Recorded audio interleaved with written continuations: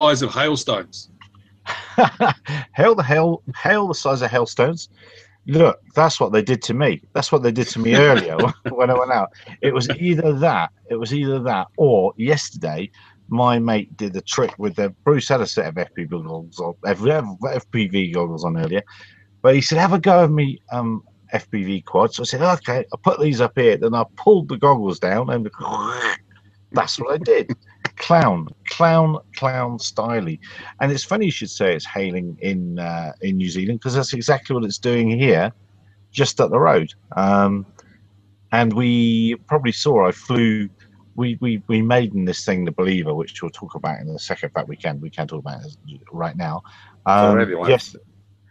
Yeah, we're live, aren't we? Yeah. I think so. Yeah.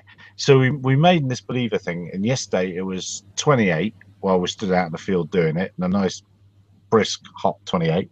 And tomorrow snow is forecast. So it's 28 Celsius. Yeah. Oh, and then okay. we got snow tomorrow. So go figure. And at the minute it's hailing like Billio. So it's interesting that it goes all the way around to Bruce. And I see you had windy days as well. It's just the occasional bit of wind. Yeah, not too much. Yeah, I see that. Well, we are waiting for a couple of other people to join us, but let's just start rabbiting on. I'm gonna jump straight to the Believer platform, which we momentarily spoke about before we started. And it's a rubbish name. It's an awful name. I believe it's made for Banggood by a chap who used to work for XUAV. And my previous favorite platform was the XUAV Talon, just because I liked it. It was very nice to fly. But this thing blew me away. It's that I do think, and I said it in the video I made, that it's the first built fit for purpose, made ready mapping platform that I've ever flown. It's not a bodge. There's a compartment for everything, and there's channeling for the wiring. You can put everything in neat and tidy. You can access everything. It's very, very well thought out. And we flew it with motors that were too small. My mate he put in what he had lying around, and they were too small. So or never. I always tell people never bypass a slope. If there's a slope to launch off, chuck it off a slope, and that saved the day yesterday. but yeah, we'll get bigger motors and things like that. It'll work really well. But I was stunned by how the whole autopilot thing. Again, it is where I'm constantly amazed that this stuff works, because I've come from a time when it really didn't. But yeah, we autopilot in the standard stock RG Pilot PIDs for aeroplanes. No faff, no change, no nothing. And that flew it fine. And that flew it well enough that we could do the calibration on the pitot, which is the first thing you can do, an autocal. So did that via the ground control station. Then it was still flying. I hadn't crashed it yet, so we might as well do an auto tune as well. So were you using the latest release of plane that Rich launched? No, not 383. I believe. No, it launched about an hour after we had set the thing up. No, it was very close to it. Someone wants to ask you a question, Bruce, about transmitters. That's on the live chat. So we'll get. Have you got the live chat up there, Bruce? I'll put it. No, all right. Hang on. I'll put it in our window here. But he won't know the answer. He's got a fleet of minions that go off and find the answers. He won't know. Yeah, no. So we flew it for not quite on the very latest, but it was nearly the latest. And that gave us enough time to do the auto tune, which again, an aeroplane bloke I haven't really done. I've always set up aeroplanes myself. I haven't done the auto tune thing, and that blew my mind. And suddenly 28 minutes had gone by, landed on, and the next flight we did was a Chuck auto takeoff, same battery set, 55 minutes. We landed because we thought it was prudent to. Amazing, and that was flying with a Sony 500-gram Sony camera. RTK, PKK, sorry, GPS, PPK GPS gear on board as well. So we had a complete working setup on the thing, all neat and tidy, and just amazing, just amazing. So through 3.0 hours thermal hunting. Yeah, we've had thermal hunting for a little while, and it works very, very, very well. Bruce can't join the chat because his email account doesn't have. Okay. Okay. Oh well. Well, Ray, ask your question and I will relay it to him. Yeah, but so is the plane going? The plane. I was looking at the description on Banggood, and it seems that it was designed by someone that had a specific need. So the guy that designed the plane knew what he was doing, and it seemed now it's all a lottery with materials. That's always the lottery that we get with the made in Banggood stuff. Let's see how it goes. But it seemed well thought out, and don't know about the execution, but you're the guy that was with it in a sense, in your hand. So yeah, it was. Well, I suppose my only what would make it absolutely perfect for me would be if it was made out of EPP, but these things always are made out of EPO, aren't they? But putting that to one side, the fit and finish, it was, and Luke told me you put it together, that you know, you get your little bags of screws and nuts and bolts and all your fiddly other little bits, and you normally get 1.5 less than you actually should in that little bag of nuts and bolts. But there are excess nuts and bolts and things like that. So that's already, it's a silly little detail, isn't it? But that's you know, there were excess stuff like that. There's stickers for all the hatches. All the clips, all the bits, all the silly little bits, and that tail thing was pretty amazing. I don't know. Have you seen many examples of that before, Bruce, where you plug into the servo and meet a connector, and then it comes out? Because then you know, when you disconnect the thing, as you see, it's at the end of the video. There's no linkages left behind. There's no wires left behind. It just all pops out. I'm ranting on a little bit about it, aren't I? But yeah, it's called system engineering rather than just sort of cobbler. Yes. Well, I'm king cobbler, really, and yeah, it blew my mind. So let's go to Ray's question. Ray's question is, 2-watt signal boosters, when they're added to a transmitter antenna, is it possible to put on a quadcopter FPV transmitter end? Well, that is an interesting question. We can definitely talk about that. Is more power? Should we just get the biggest boosters we can, and that's that? Yeah, that's a great idea if you don't mind running foul of the authorities. But really, with FPV and multiplying, the less power is good. You don't want to worry about power. If you want to get more range, use better antennas and set a system up like that, because raw power, all it does is disrupt other users of the spectrum and draw attention to yourself. And there's also more challenge. If anyone can put a great big booster on a transmitter and get lots of range, but doing it with a few milliwatts and some good antennas, it's far more challenging, and ultimately it generates a better result, because if you put a great big transmitter on your FPV model, it's going to do what we call desensitize your radio control receiver. So it may be on a completely different band, different frequency, but because there's so much power there, it will actually reduce the sensitivity of your RC receiver, and that means you won't get as much range out of your radio link. So everything has a downside, but if you use better antennas, you don't get that problem. Yeah, we get that problem also on the industrial drones when we try to use lots of radios on the drone, like control radio, telemetry radio, FPV radio, and companion computer radio. So all these radios blaring at each other, and you have to be smart and not going overboard with the powers that you add to all those transmitters. So you have to get the smallest possible power to the range that you are going to operate. That's it. And some careful planning with antenna position, both on the vehicle and in the ground. If possible, using an Autopilot antenna tracker, which is good. Yes. But even if you're not using a good antenna tracker, you can do some smart things just using careful placement of antennas, both on ground and in the vehicle. And then it's a matter of don't go for the $2 Chinese antennas. It's not for being Chinese, but it's the quality they're done. There are some good antennas now these days, and there are very good resources online from people that know a lot of propagation and can really do some smart antenna designs that will do wonders with 25 milliwatt, 250 milliwatt power sets.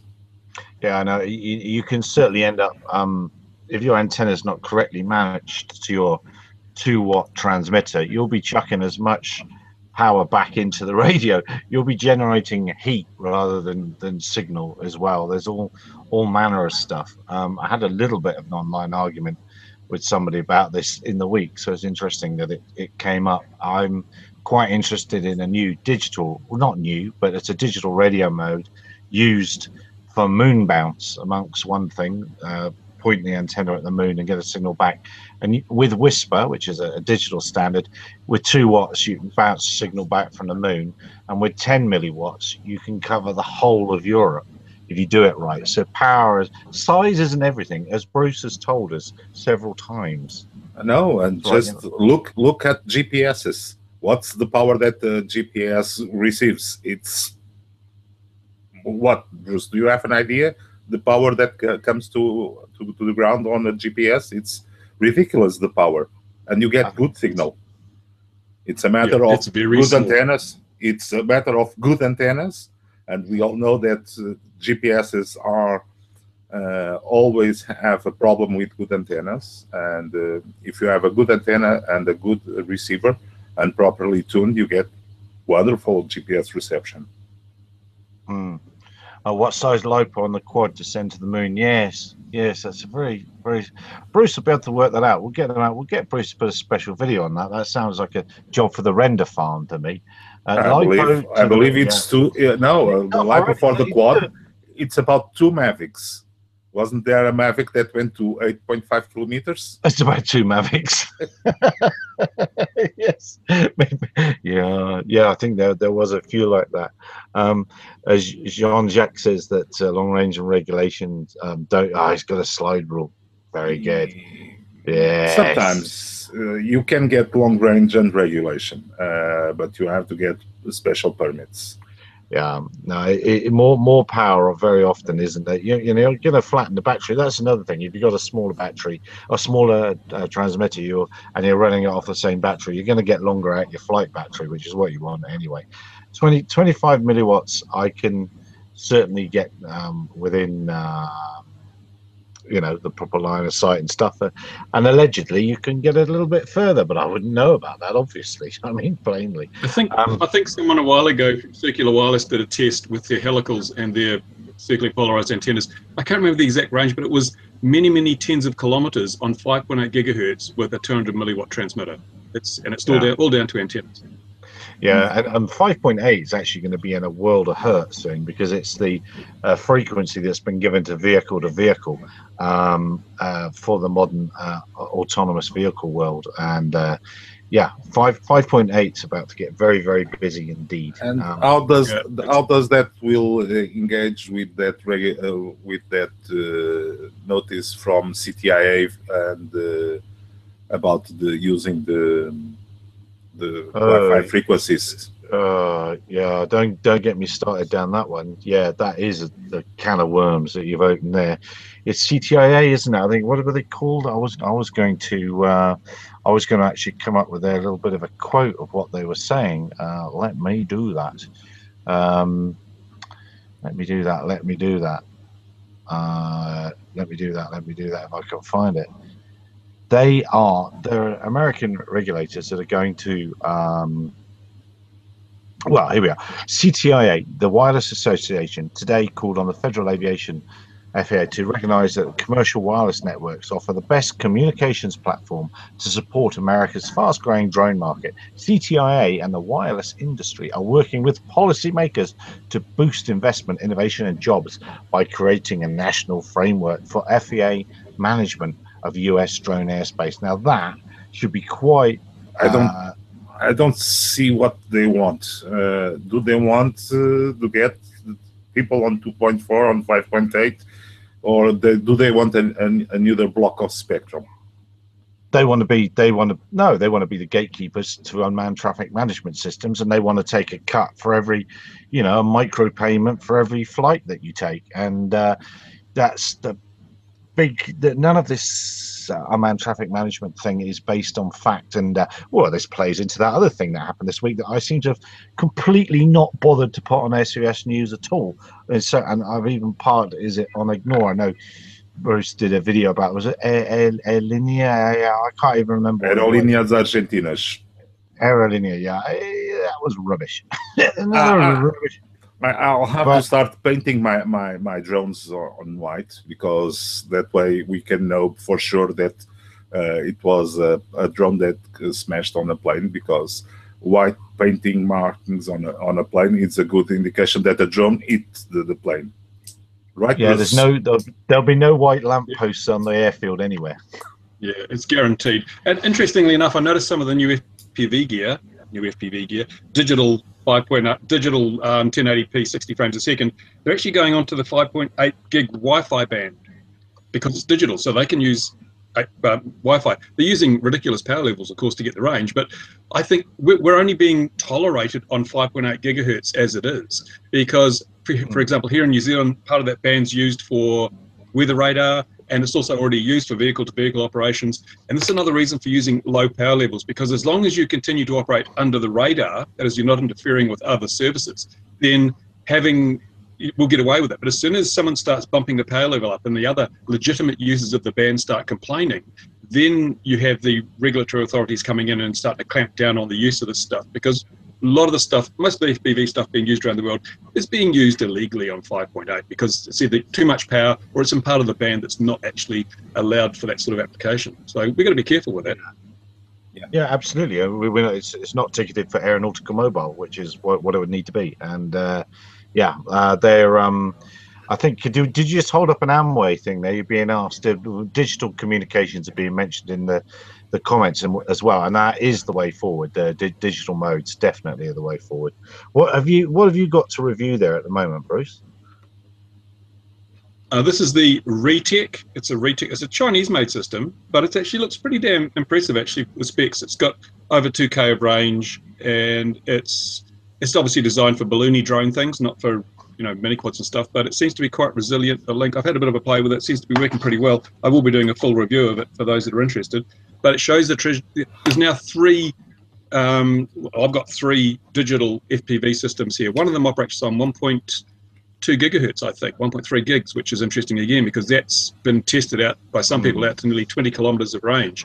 But again, 1.2 gigs, it's a difficult thing because it's actually on the ham band, and you're not allowed to use ham frequencies for commercial operations. So I can see where this American company is coming from. They want to legitimize the communications between ground stations and drones and other applications. They want to do it in a way that they have a little bit of control over it. So even here, we've seen cellular companies talking about, providing a C2 link, and they should be the arbiters of this sort of part of the band. And I've said for a long time that because drones are going to be the future, the RF or spectrum regulators should set aside some frequencies now before the band. We're pretty pushed for space, but there should be some spectrum set aside for unmanned aerial systems, because if we don't, then we've got the ludicrous situation where you have really big, dangerous, expensive drones flying in high-risk situations using 2.4 gigahertz, which is an ISM band, which is, one bun microwave oven down the road and it's all toast, So why aren't we? I mean, we're talking about the dangers of these drones. We've got to regulate, but we're letting them operate on ISM bands. It's lunacy. Now, one of the approaches that most of these manufacturers are doing is what it is here: a Raspberry Pi with a specific Wi-Fi controller, and you can get the 2Ks that those guys get. So I don't know. It's all the same thing in the box, though, isn't it? It's just a different box. I'm not sure of. I hate to be speaking of DJI again, but they've managed to get that thing right, and they've managed to make it legal across the world. And apparently, well, if you look in the code, you'll see that there is What's the line? What a pity that Kevin's not. He's doing the supper. He was going to maybe join us. There is a line in the code for do it. Does say something like do illegal frequencies and stuff like that. You can select. It has been found, but then it's hard not to. Where was I going to go with the? Oh yeah, the World Radio Council has been talking. They have a meeting every 2 years, and since about 2006, they've been talking about protected spectrum, and all of it is just about above 6 gigs is where they believe the protected, or where they want to put the protected spectrum for UAS, which does create that's getting up there. You want pencil pointing antennas then at those sort of freaks, small, but makes it a little bit harder. So that's where they'd like us to be ultimately, is above 6 gigs. It's not ideal because your path loss is higher. You're more affected by atmospheric, such as meteorological conditions. We really also need a lower fallback, lower frequency, even if it's just a fallback link for a failsafe. We need something there. So, and of course, the cost of the high gigahertz systems are more expensive. And really, if you want to have any decent amount of coverage with those, you've got to use a satellite, or you've got to have repeater stations. And this is where the mobile companies come in again. Oh, we've got the network. We can put you on our network. So I wonder how much commercial pressure is going on here to push them up high. So then you just have to use a network then. You can't do it with a point-to-point. You can't have a base station and your drone if you want to go anywhere beyond visual line of sight. You've got to use their network. It's also what the guys that are doing the anti-drone material want. So it's much easier for them to interfere on a regular band than go hunting for what band that the drone is operating. So if everybody is operating on Wi-Fi, be it 2.4 or 5.8, it's much easier for them. They can jam that frequency when they want. The problem I see is that if you've got a network, you've got another point of failure. You've got multiple points of failure in a network. How many times have you been on your phone and the call's dropped out because whatever, handover from one cell to another hasn't occurred properly or whatever? So we don't want those extra points of failure. We want to have a robust link, and network doesn't always provide that robust link. So yeah, I'm a little concerned about that, but we'll see what happens. James is saying a link LTE-U and related protocols are worth watching. So obviously that is, I'm not aware of that. So obviously, James, that is the LTE-U, unmanned. But personally, I'm going to always say it is just people trying to solve a problem that doesn't really exist in a lot of ways. So protected spectrum would be good. Probably, I mean, why don't we walk back and have a little gentle look at 35 megs again with some sort of digital mode on top of it? We've already got a degree of protected spectrum at dear old 27, 35, 72. Why can't we apply some modern techniques on those? Then we could have huge antennas. There's a problem with that though, that the bandwidth we're using with this stuff these days is very high, and we only have a certain amount. Like in the 72 and the 35 and 27, got a tiny little amount of bandwidth. On 2.4 you got 85 megahertz, so you can cram lots of stuff in there. But having said that, we may be looking at using sub-noise, very broad spectrum, spread spectrum radio systems that operate with a very low power level over a very wide range of frequencies. That's probably the only way I can see to provide a robust link that doesn't interfere with other services, because spread spectrum is really cool. You can actually operate with a signal that is below the noise floor because you've distributed it over a very wide part of the band. So when you pull it out, you're basically condensing it down and it becomes a bigger signal, and it's less vulnerable to interference. That's where these digital systems have become so popular. So maybe we just have to have another part of the band where power levels will be pretty low, so you won't interfere with existing services, but you'll be a primary user of that part of the band. Yeah, I'm looking on my desk for one of my LoRa radios. Oh, there we are. There it is right now. They are just, I love these things. I love these LoRa radios, and I love that you can move up and down. So you can fire a signal on multiple frequencies within its range. It's pretty broadband, and so you can also interrogate the propagation and then select the correct frequency whilst it's all handshaking and doing it all by itself, as if by magic. It is, to all practical purposes, is magic. It is, and all good technology should seem like magic. So someone's mentioning being jam proofing, and then that would instantly detect something was going. Well, could, if you made it, could detect something was going on and say, right lads, let's go up the band a little bit or go down the band or whatever, so yeah, I suppose at the end of the day it's exciting times, and the telecom companies are lining themselves up to try and get a piece of the action, as it were. But I don't think it's right. I don't think it's right at all. And I think we've got to be very wary of it. It is part of the pay-to-play empire that is sort of rolling out everywhere. Every point of this of what we do, somebody will want to take a micro payment. Wasn't there something on Reddit about some games companies, the most disliked comment thing for micro payment? And you're nodding, Bruce. You know what I'm talking about, what I'm trying to talk about.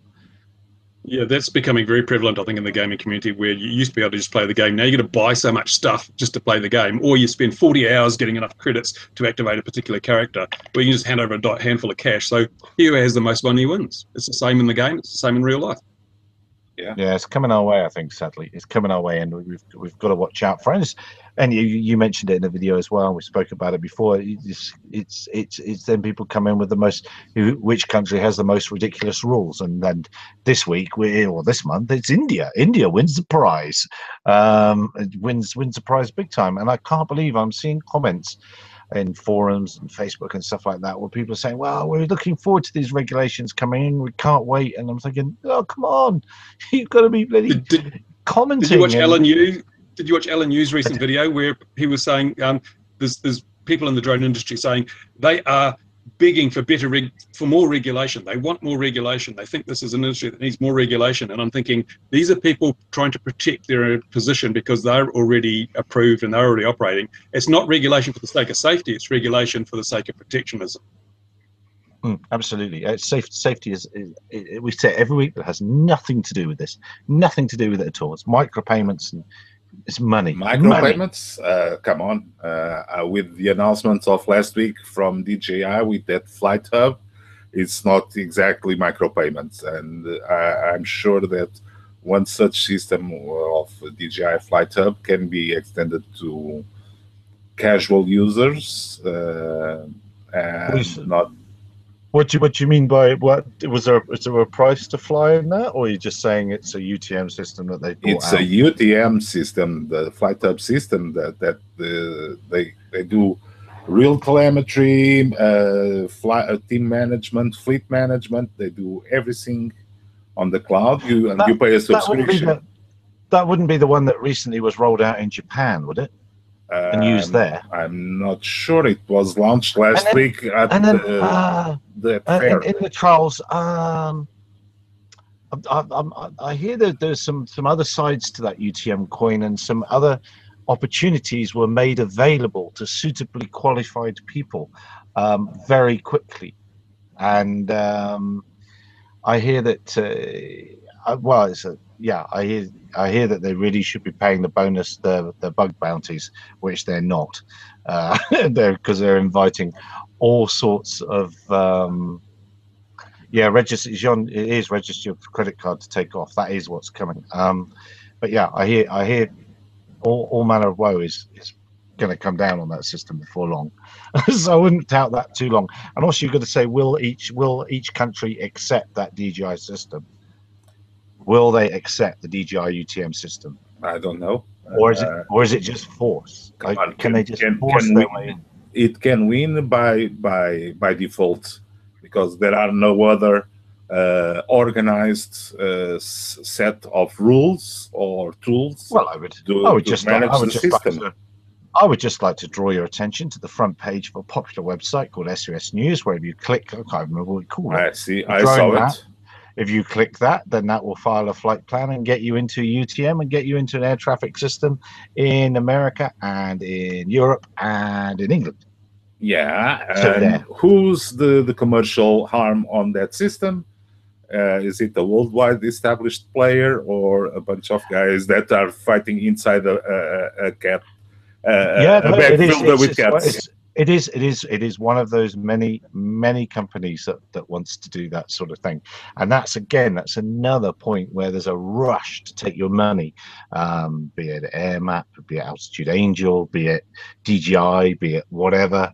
They're all rushing to try and be no, we can do it, we can provide it, we're the only people that can do it. And And that's, to me, is a worry. That all of that function, actually, none of those companies should exist. All of that function should be with your local aviation authority. They shouldn't be outsourcing safety, which is what they'll be doing. And they'll be outsourcing safety to, well, will it be the cheapest provider to them, the most expensive provider to the customer? It shouldn't. Oh, the high horse! It's so high on this horse. It's so high. I don't want to fall off it. But it's we all know how that works, Gary. Unfortunately, money talks, and something walks. Yes, it does. It does. Let's move away from all this money talk. It's there was a going away from regulations, because everybody's tired of hearing us nagging about regulations. There was a big announcement this past week of DJI-2 with those big Wind Series drones, which are quite capable, apparently, from specs. I haven't seen one yet. They're quite a rough entry to all the niche players on the market for these kinds of drones. Again, I'll refer you to that website I mentioned earlier and say that we announced those last November. Nearly a year ago. Yeah. We had that a year ago. But anyway, far be it from me to say. The trouble is, now it's gone past, isn't it? It was fear, it was FUD, and now it's real. Yeah, because we saw the batteries. Anyway. And they have the biggest problem they have is the size of the batteries. They're doomed with those batteries. Doomed because they're just big, expensive batteries, and hard to move around the world. Then to get on an airplane, hard to move around on the world. It's not so much the price of the batteries these days, although, okay, when you pay a full set of batteries, it's quite expensive. It's the 100 watt-hour limitation for buying the battery on an airplane. That's the killer, and every drone, be it industrial, domestic, that doesn't have that into account will be very hard to sell around the world, or to operate professionally around the world. Or it will just operate in that country, and that's it. And it's interesting though, because there is a trend towards the hybrid drones. I know that Foxtech in China have done some really impressive work with their hybrid drone. Have you seen that, Gary? It's got a gasoline motor and a onboard generator, and there's a guy.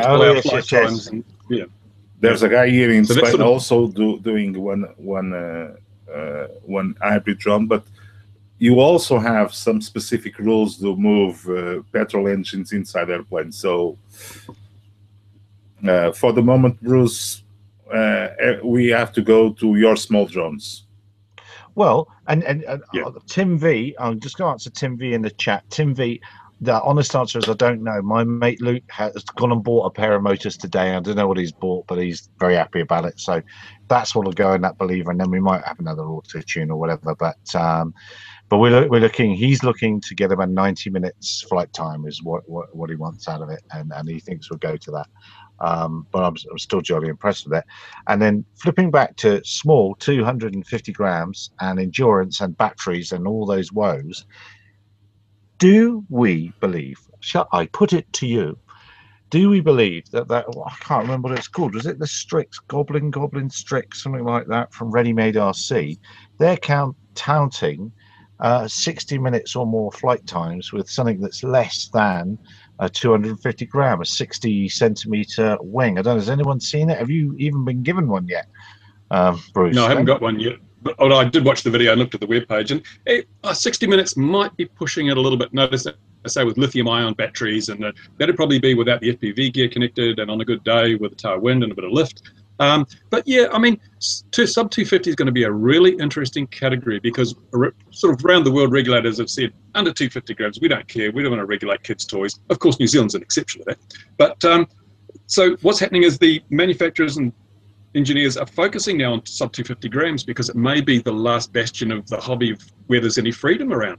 And what concerns me is that we've got some really capable equipment coming out under 250 grams now, some really impressive little quadcopters and some really impressive fixed wing.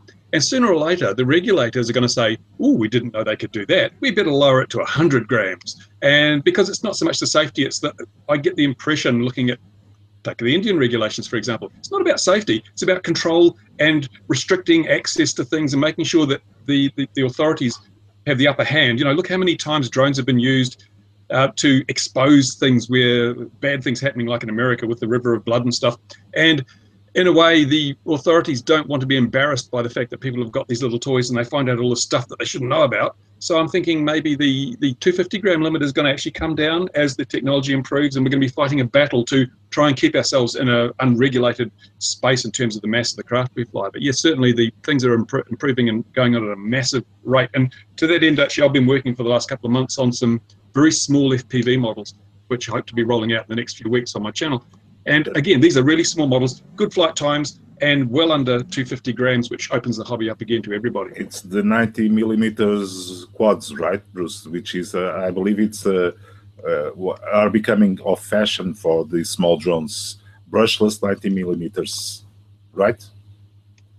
Yeah, well, the tiny whooping things were the original area there, and now people are getting into brushless ones, and that's, I mean, like I've got the little baby hawk here. I mean, this is a, oops, if I can get it out of the mess, this little thing here. I mean, this is, it's a really capable little quad, and you can fly this thing just as you would fly a much bigger racing quad.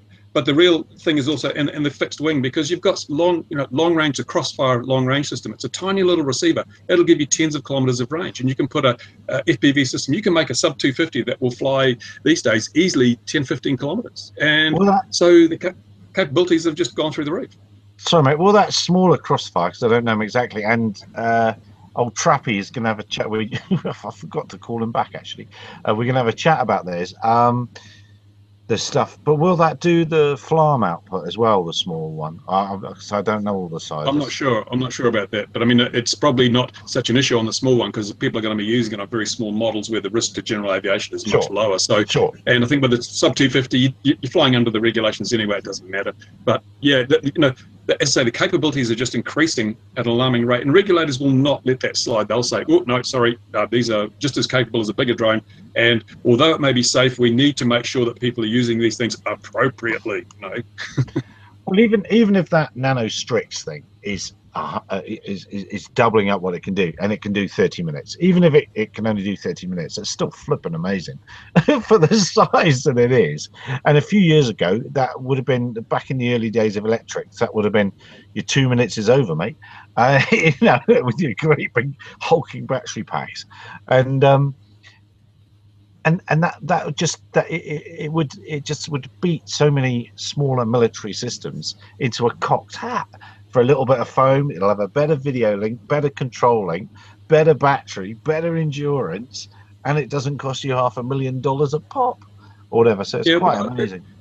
It's not that much of a breakthrough. I've got a bonsai, FPV bonsai here, which I can get 20 minutes out of, and that's well under 250 grams. So it is okay. It's very good, but I think the reason they're claiming the big extended performance is they're going to use lithium-ion batteries, which have a better energy density weight-wise than lithium polymers. But you can get that sort of technology off the shelf. It's not that much of a breakthrough, but it is the future of the hobby for many people.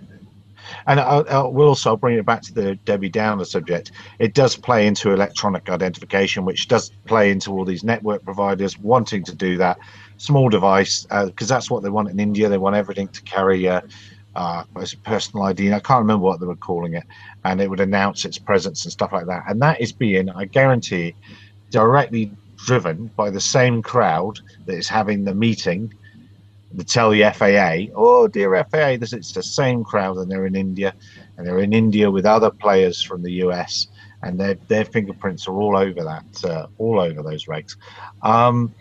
Again, a question from Ray, and I think Louis has answered it in the comments, but is there an issue with the multi-rotor sort of auto-rotating on descent, like gliding, making descent really slow? 15-inch okay, assuming that you don't do toilet boiling, which is a problem from Compass. Sometimes big drones like 15 or 18 inch propellers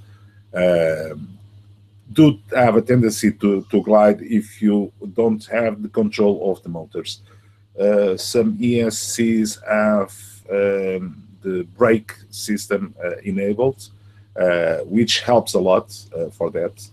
And I'm speaking only on big drones. Small drones, I can speak and say a lot of nonsense, but that's small drones I'll let to Bruce. But on big drones, the propellers act a bit like wings. So the best solution is try to glide to a pad. So do 8s or something like that to bring the drone down faster. Make a J. And Jean-Jacques Beau says, this afternoon it's a tiny whip in the garden and I realise it needs to be a spy tool. Jean-Jacques, if you are 18, well, no, if you're under 18, you won't be able to fly it in India. So just forget it. If you're under 18, just forget that in India. But you won't even be able to fly it in your house without informing the police. That's the proposed regulations in India. And you'll have to inform the police because you'll have to have that electronic identification on board anyway.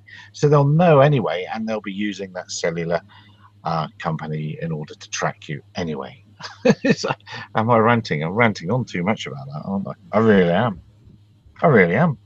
What else did we've gone through what I'd seen, I think. Oh, I know. RG plane Autoland. So again, back to that believer. I don't use Autoland. I use Auto Crash. They always land eventually, and they're just your definition of what landing looks like. Eric, but you know that's the mandatory part of the flight. Exactly. That's the bit that has to happen. But no, that's what trees are for. That's what trees are for. Avoid landing. Yes. That makes perpetual motion and it's always in flight. But Louis, do you know much about the RG plane land command and what it's actually doing? Okay, I'm not a plane guy. We try to speak with some of the plane guys, but it tries to bring you as close as possible to the point that you say to land. So it will try to do what is its best to do that. So you'll have to plan that planning carefully, but it's a matter of planning the auto land. You have to do it correctly. But I can give you a good answer after I speak with Rich later tonight. He's the guy that is the plane maintainer on Autopilot, and he knows the functions back and forward, and he'll give the exact lines of code that do the landing. I'll get you on that. Well, maybe we'll get him on next week. I just have a feeling we need to have a sort of a conversation about the mechanics of it, or I'm missing, because my friend set it up and it whistled past every time. There it goes. Whistled past. And I think it's not as attitude driven as it should be. You know, it should be, if you're getting a nice approach attitude and staying there, and almost where you hit the point where you want it to land, it should or sort of automatically go back. We'll discuss that. The other thing I've been wanting to teach myself exactly how that works. So I don't know if people realize it, but you can use software in the loop simulators with Autopilot, with X-Plane, and so I quickly tuned, and also hadn't used the auto tune either. Real flight, not X-Plane. I use X-Plane. You can use real flight. You can use X-Plane, and so first of all, I auto-tuned a Twin Otter just because I could, and that was amazing. That worked really well.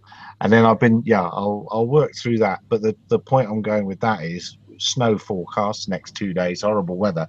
I can be indoors and get my head around how things work, just mucking about without actually damaging. No aircraft will be damaged in the making of my mistakes, which is very unusual. So that's a very, very cool feature, I think. And you can do that with the multi-rotors as well, I think. Go ahead, Bruce. Yes. Yeah, back 10 years ago when I built my first flight controller, I had an auto land function built into that, which actually worked remarkably well. And it's not algorithmically, it's not a difficult process. All you've got to do is extrapolate your flight path, maintain a constant speed, and once you're on finals, a constant heading, and then have a shallow enough glide slope that when you intersect the ground, nothing breaks, and it works really well. It's actually not difficult. Yeah, well, yes. So I don't know how my mate had set it up, but it did seem unnecessarily complex. So that's why I wanted to rant at somebody about it. The best auto landing one I've had to date was Ruby U there, and that was extraordinary auto lands. And in the end, I was just absolutely happy to just let it do its thing and land on the road. Not that no, I heard somebody would let it land on the road next to them here, every time down the line, every time. That's really quite amazing. Gary, you will always have the option of taking over and demonstrate your piloting abilities on a RC plane.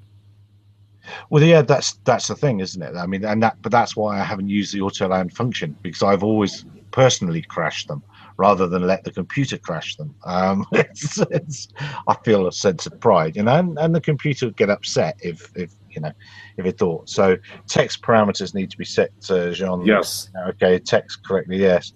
The plane has to know how well it glides, so the energy it requires to maintain a constant glide for the landing. I was trying to get one of the guys on the Autopilot team that has a company that does crash landing, so their planes go down to the ground very, very steeply. So they land almost as a drone, a multicopter without propellers. And he is the go-to guy to know about this precision landing and auto landing, because he's also developed a great part of the code around that area. But nice. Tridge is the Dr. Andrew Tridgell is the go-to guy. Trouble is, I can only keep up with Tridge for about 20 seconds. It's normally hello, how are you, and then beyond that, it's generally. Okay, you're twice the time that I keep up. So. Yeah, he's fantastic, but he knows it, doesn't he? He absolutely knows it. No, he knows the line, he knows the comment, and he knows the C++ that is involved around that. That's the great thing about Tridge, and it's a great thing to have Tridge on the Autopilot project.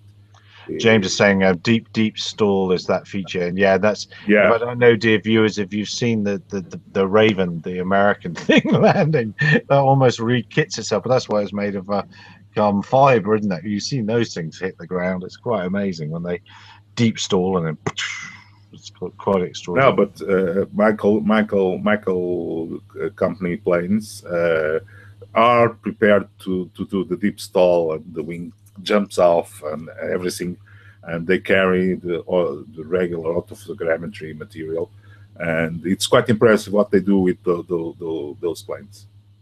It always makes me think of dethermalizers and things like that. Really, really old school ways of doing things. It's like there's nothing new under the sun. I've forgotten the name of the company. A friend of mine always, Ben Buckle, always joke that certain military manufacturers, it is like looking at a Ben Buckle catalogue from the 50s. There's a lot of stuff in there. You say, oh yeah, I know what that is, and nothing new under the sun. Right, where are we doing time? With 12 minutes to go. Did anyone else? Swift Radio Planes link. Oh, okay. Oh yes. Well, yeah. Well, that's a copy of a Puma, isn't it? But anyway, moving on swiftly. But yes, and that is the modus operandi of AeroVironment, is to do that. Is it possible to program a quad to land with 2 props? Yeah, sure. Just it lands very fast and on spot. And usually upside down. That's to stop the propellers. That's the safety feature. Yeah. That's what that is. Now, there's turtle mode in the flight controller. It will flip itself up the right way again, so you can take off. We don't have turtle mode on Autopilot, but we have emergency stop for the motor. So if you have 2 still working, just act on the emergency stop switch, and all 4 will be stopped. So do you have a little cord on your transmitter, the emergency stop cord you can pull? No. Just a switch. the man with a flag and everything like that all runs out, sorts it Yeah. all out. Yeah, no, I think you've got to get them rotating quickly, and I don't think anyone yet has got that working outside of a motion capture rig, have they? Sorry. What, you're talking about You can early- if you get them spinning, but they've got redundancy working really well, but inside one of those very expensive motion camera rigs with supercomputers then taking over quickly. I don't think anyone's actually got it working outside yet. Outside. You're talking about an engine failure or an ESC failure, Yeah. like the DJI. Well, they go into a pirouette if they lose on the high-end flight controllers. They lose a motor, they will pirouette to maintain stability. And there's videos of that on YouTube. It's pretty impressive, actually. Yeah. The problem with that is until we have some smarter ESCs and motors that know what each motor is doing, it becomes quite difficult to control what the motors really are doing. So you have to know exactly what each motor is doing, how it's reacting, so you can control exactly to compensate the spinning and all that. On Autopilot, you'll have to be very fast and switch to simple mode or super simple mode, which is the headless mode of other controllers. So you can control it, and if you have enough propulsion, it's a difficult issue because your propulsion thrust has to be as good with 4 propellers. Let's think of a hexacopter. So 4 of them have to be enough to manipulate the drone. That's not what usually happens. So you'll have to get a big reserve of power and then control the spinning, and the super simple mode is one of the options we have on Autopilot to control that. And yes, it rotates, but it maintains the headless mode. Yeah. But if you lose a motor unexpectedly, unless you've got a computer kicking in straight away to do the pirouetting, it's going to flip. So there's no point in having a switch to do this, because by the time you hit the switch, it's already in a little smoldering heap on the ground. Yeah, that's the Japanese video. The Japanese video was worse than that because... the suites. Yeah, the one of the suites, because you can see that I believe something failed. One of the engines failed, one of the motors failed, and it went down really fast. So it should be very, very... it was not with trust to keep the drone up. So it had trust perhaps to raise the suites, but not much else.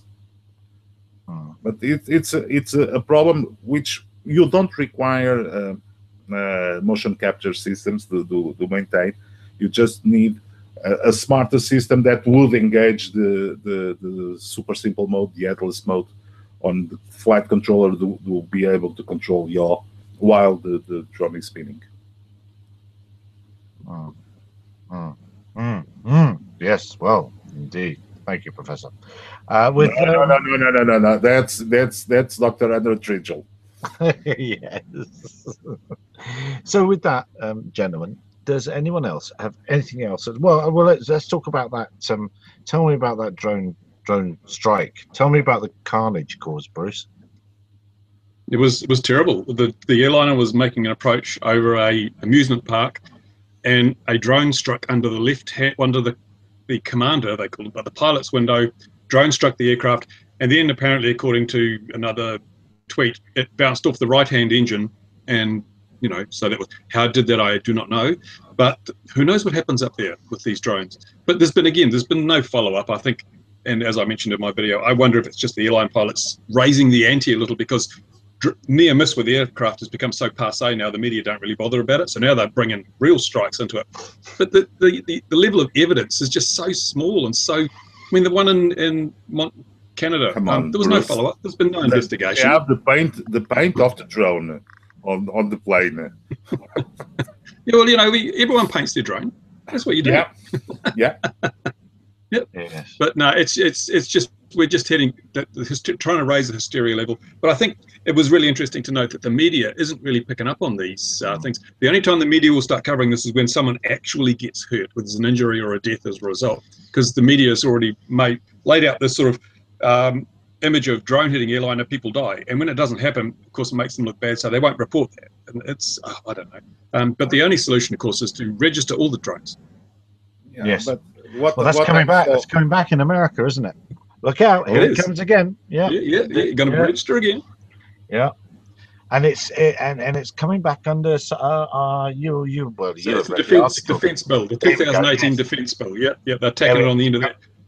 It's coming back under military regulation, so it's not going to be as easy to knock out this time. No, because when America wants to impose something on its people, they say it's in the name of national security, and then people go, "Oh, that's great. Yeah, no patriotism. Yeah, we support that." So they can pass they basically signed away most of their constitutional rights in the form of the Homeland Defense Act. So as long as you say it's for the betterment of the nation and protection of our citizens, you can do whatever you like there. It's amazing. For land of the free and home of the brave, people just sit there quietly and let the politicians ride roughshod all over their rights. And again, and for the sake of, I haven't got tinfoil, so can bubble wrap be a more sort of yeah, got to put it over the mouth area, Gary, mouth and nose. Oh yeah, okay. Well, just keep pulling. I haven't got tinfoil, but it's the same groups. It's the same groups that are saying, "Oh, fantastic! It's coming back. Jolly good show. It's just what we need." It's the same groups that want the UTM system, unmanned traffic management systems. It's the same groups that have got all the cell phone companies in their pockets. It's the same crowd that wants this to happen, and it's not. Again, I've said it too many times. It's not. None of this is based on safety or studies of safety. It's based on the rush to get the cash, and it's wrong. Well, come on, Gary. We all know the story. The stories around the TSA machines on airports and the liquids story. So we all know the security show and pony dance that he established around the world. Yeah, but I don't mind that, because my water bottling company, where once you've walked through the machine, I can then sell you another ½ litre of water for 4 times the amount it cost on the other side of the machine. I'm doing all right. I'm fine with that. I'm down with that. I'm absolutely fine with it. It's crazy, isn't it? You say you go to the machine, then you can buy the bottle of water on the other side of the machine. And we're going to protect you from terrorists, but we're going to irradiate you with so much backscatter radiation for our walk rate thing, you'll die of cancer within 3 years anyway. So. That way you won't fly. So no problem with that. You're already dead. Look at who's on the US group, says James. Change bias people from other viewpoints need to get involved. I think the main trouble with all those US working groups is you need quite a bit of Tom to actually be able to go there, because they have their meetings and wherever, and it's hotel stays, it's all that sort of thing. To actually get to be involved and to be an active player on those meetings is an expensive exercise, and sadly our sort of aero modeling regulators are oh, speaking now, who's attacked you with a claw hammer? Yes. Yeah, I'll tell that story again. I'll tell it now. So no, check the video in the beginning. Just do the rewinds. Wow, he was huge. I tell you, huge. No, it was this. I did this. I had my glasses like this, and my mate said, "Have a go of his FPV thing yesterday." So I said, "All right then." I dragged my glasses down there. I wish I could come up with a better story, but it's going to fix where this video is nicely in time and history of this channel. That time where the fool ruined his face with his glasses. Well, you see, I told you these drones were dangerous, Gary. You wouldn't listen. These people are right. These people are right. We need to regulate them, register them, restrict them, whatever. Interesting, you were talking about those meetings of those groups and what was involved there. They probably do what we do. We all sit around and backslap each other and agree on things that no one else really cares about. But we're all of single mind, and they're all of a single mind too. It's just their mind is different. So we need to have this merging of the two perspectives. Just having one point of view on something never achieves a result. But of course, their group, I don't think, is particularly open. And as you say, the access to that requires a lot of money, a lot of time and so forth. But again, as a community and so forth, we're not well organized. I noticed when the defense bill was mooted in America, the AMA over there simply stood up and said, oh, we're in favor of registration, but we believe that because we have a registry of model flyers already, we should be the sort of registry authority for. So they're really basically just playing into the hand, but they're not. And they tried that last time, and they didn't get any dispensation for that. The FAA didn't say, okay, well, you register the hobby flyers and we'll register the commercial flyers. No, so it's not going to make any difference. So the AMA has to come out more strongly. I mean, they're sitting there. Of course, one of the problems, as we all know, is that a great many of the AMA flyers are the balsa, tissue, castor oil, dope brigade, who don't like these nasty, evil drones that have ruined their hobby. So they probably think, yeah, make them register them, and we don't mind, paying the price of registration if it means that we're going to deal to these newcomers. Come on, but they've been thrown under the bus, haven't they? Not all the guys are like that. No, not all of them, but there is a fairly reasonable. I mean, I know people who fly mini quads, for example, they go to an AMA club and they're told basically, go away, we don't do that here. I mean, that happens more often than you might think, and it's changing slowly, but there is that particular thing. I know. Yeah. And the thing is that what's happening, of course, is that the new breed of model flyers, they don't need these clubs, they don't need these national bodies, so they're individuals or small groups that fly together without affiliation to these large groups. So the large groups probably don't see a lot of value in supporting these non-members as such. But we're not smart enough as a group of individuals to band together and form an international recreational drone users coalition or whatever, so that we have the weight of numbers on our side. We're too busy flying. Bruce, these guys are flying for 60, 70, 80 years now on their special design areas where you have to be a member of a club to enjoy the facilities of that. For instance, I'll give you an example. Nearby where I live, there's an airbase that allows RC flyers to go there on Sundays. If there are no traffic on that Sunday, if you are the member of one of the clubs that established the protocol with that airbase, you can go there. If you're not a member of that club, you cannot go to the airbase. The airbase would be a great place to fly, but would have to be regulated. And we all remember the 35 megahertz era we already spoke, where you would have to get the key for the channels and the crystals. I still have a box full of every possible frequency for the crystals. And these days, it's much easier to operate. So some of the rules that these clubs have don't apply. But the problem is, okay, we go to that airfield and we get 20 guys flying at the same time. It will be impossible. It will be a nightmare. So nobody would enjoy. I understand the point of view of the club members. I might not agree entirely with them, but I understand their point of view. And if we want to, the problem is most of the users these days want to use the drones outside those spaces, and that's the issue. So they don't feel compelled. The authorities, the RC associations like the AMA, don't feel compelled to help the guys that want to fly on their backyards. But they're being rushed with it. They go. Yeah, by not helping, they're becoming one of the victims of the whole registration process. They have to register their old oil-stained glow plug models, because they are a drone under the new terminology, or whatever it's today, the acronym of the day. They are also the people that they don't like. I'm not sure if they're not exempt of that if they fly within the confines of the clubs. Under the American setup, under the previous FAA setup, they were not exempted, and it doesn't look like they're going to be exempted this time either. No, they're not, and they're also not. They're not recognised as the. They've not been officially recognised as the community-based organisation either. The FAA has not officially sanctioned as a CBO yet, and the CBO will be the gatekeeper to exactly that idea that yes, and our fields and our ways and our rules. They haven't actually officially done it yet in America, so it is all open to interpretation. And with so again, the registration is coming back because of this using a bit of military law or homeland security or whatever. So that's coming back, and that'll That'll then force electronic ID, which is what the cell phone companies just can't wait for, because it doesn't have to be much of a device to be spotted on a cell phone network, and that's not about UTMs. That's about micropayments to go flying, and it's ridiculous. I've gone on the same. I'm going to shoot this horse, haven't I? I've definitely shot this horse. You're just what a ranter.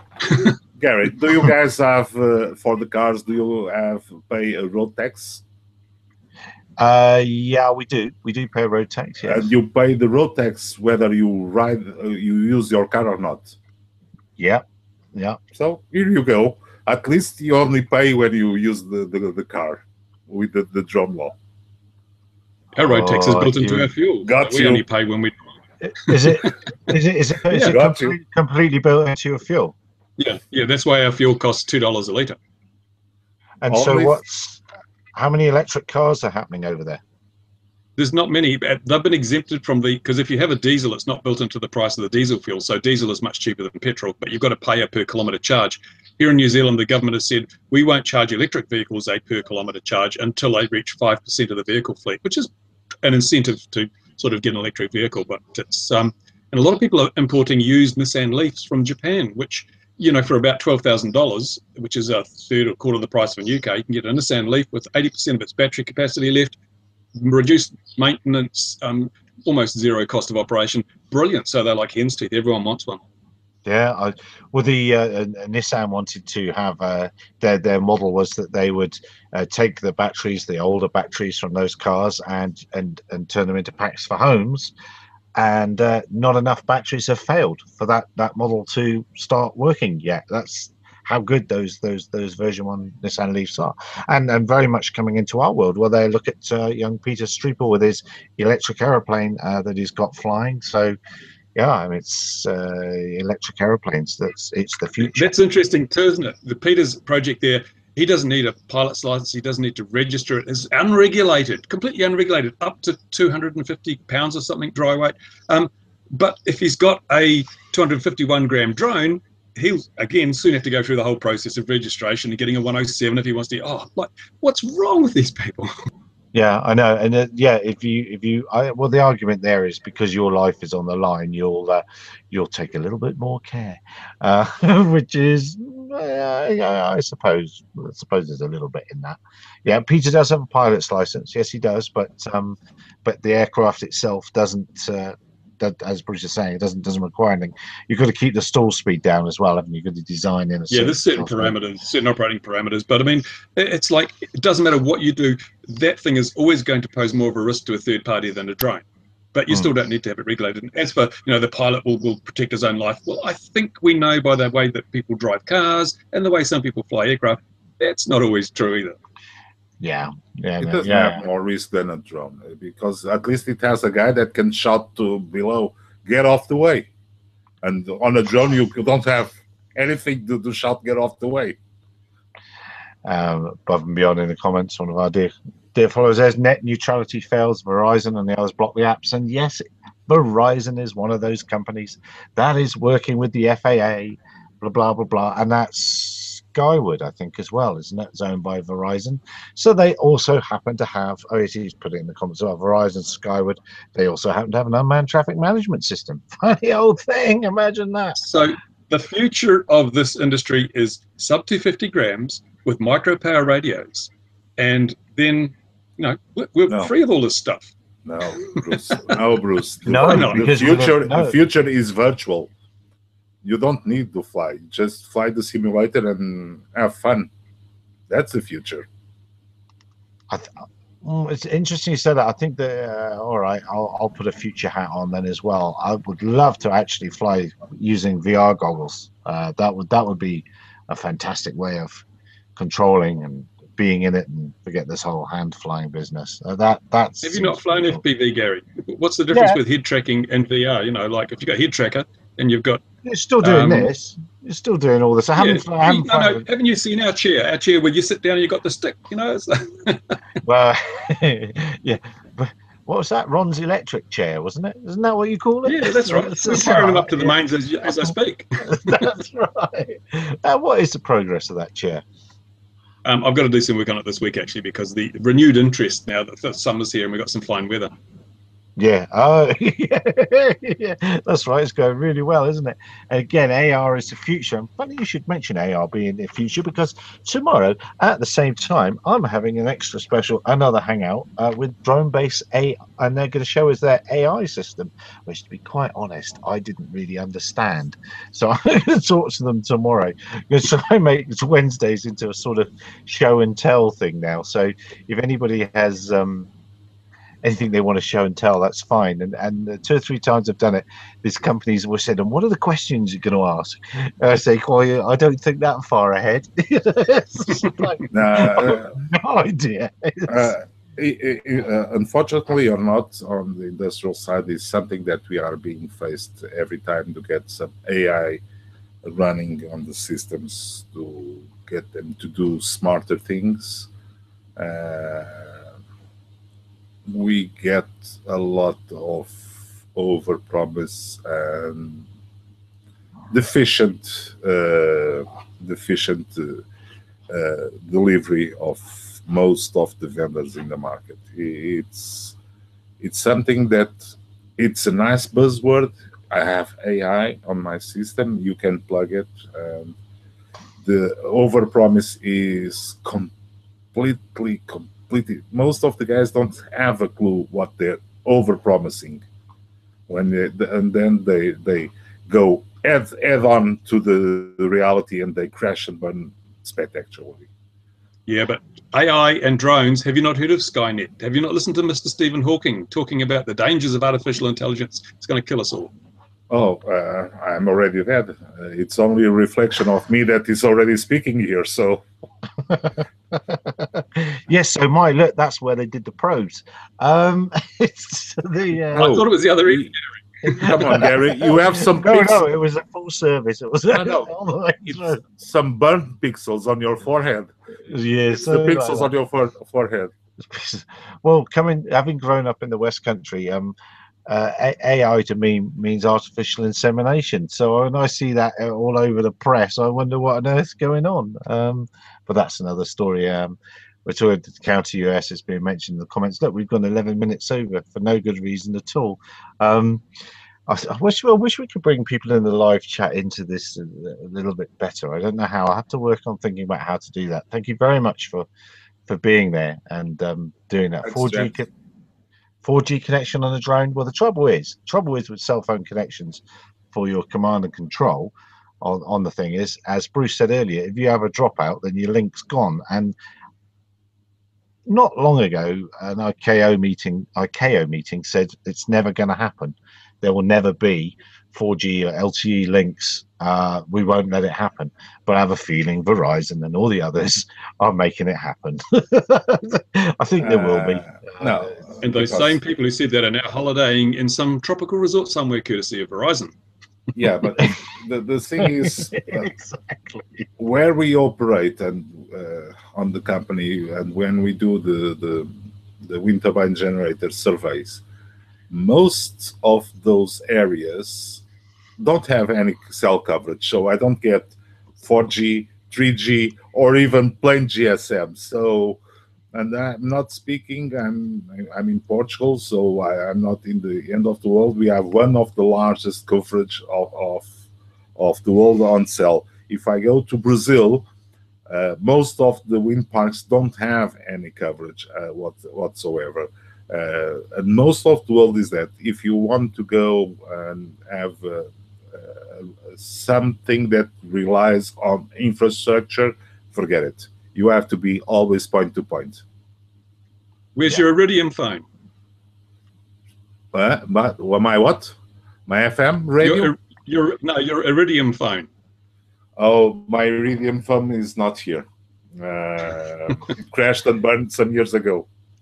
Well, of course, that is actually one of the UTM methods, isn't it? It's space-based ADSB, which we have a problem with because the higher power requirements are all the way back round to power as well, and radios, and quite simply bigger batteries and all that, and the antennas are going to be pointing up for it. So space-based ADSB, in theory, will cover the world. The last tranche of them is about to to launch the chain of satellites for it, and that's Iridium. It's the Iridium crowd. But it's yeah, some people are going to tell us, well, we will be told it's the answer, but it won't be really. AT&T cows, yes, LTE. We spoke about that last week, having a helicopter flying flying a 4G point. Well, you could use a kite or a pole, or you could, yeah, and have it. Speaks helicopter in IT, right? Yeah, yeah, yeah. But I think with that, you might as well, for the complexity of having that helicopter there, instead in that trailer, that ground control station they had, you could have 15 poles with stuff on the pole, and you just take a bit longer to go and place them on the mountain, make them solar, and they operate 24 hours a day, and you've created another network, a quick network. Yeah, it's cool, it's nice, but is it really the answer? It's not easy. I believe for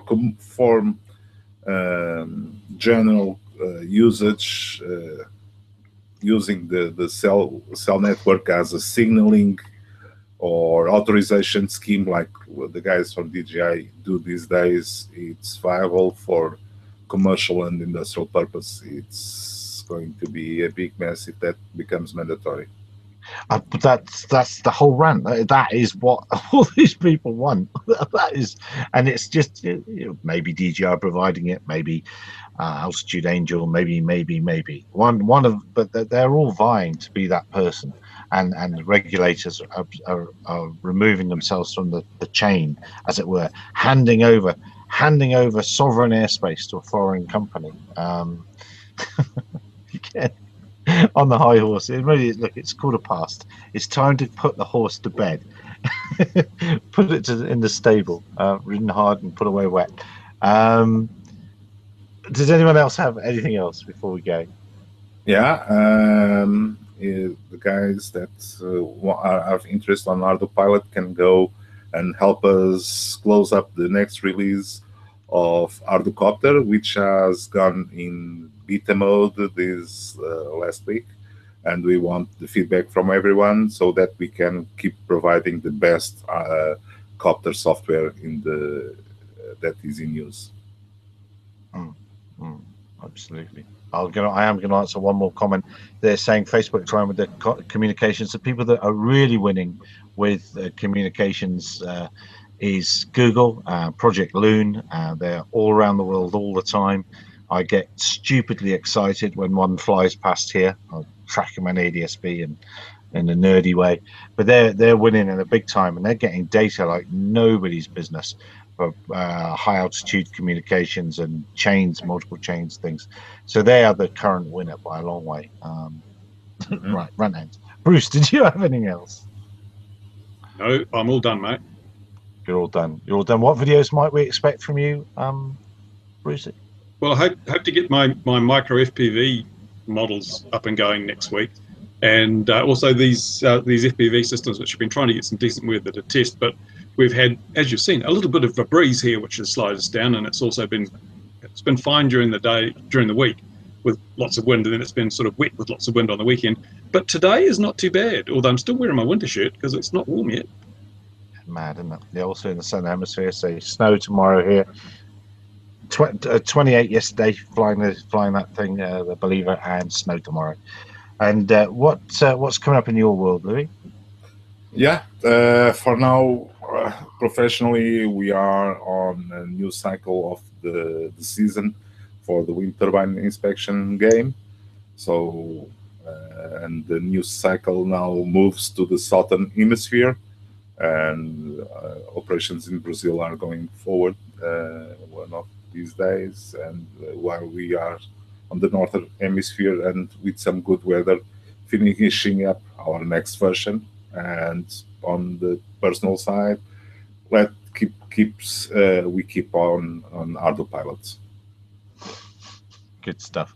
All right. Well, hopefully by next week, my foolish injury will be gone. Dear viewers, thank you very much from all around the world for commenting and being here. I really, really appreciate it. Like, subscribe, tell your friends, tell your auntie, tell the dog.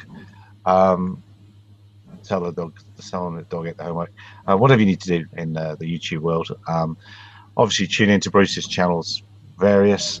We look forward to seeing you again next week at 2100. Wind turbines proven to be a waste of time. Oh, we can't open that can of worms, can I now? Can't do that now, can I? All right, let's save that. We'll save that for the. Let's park that thought and save that for next time we have Louis. And you can tell us if they're a waste of time or not. Anyway, all right. Thanks, dear viewers. We'll see you 2100 next week and 2100 tomorrow. Actually, GMT talking to those AI guys from Drone Base. See what that's all about. So until then, thanks very much. Take care. Bye bye. Thanks. Bye.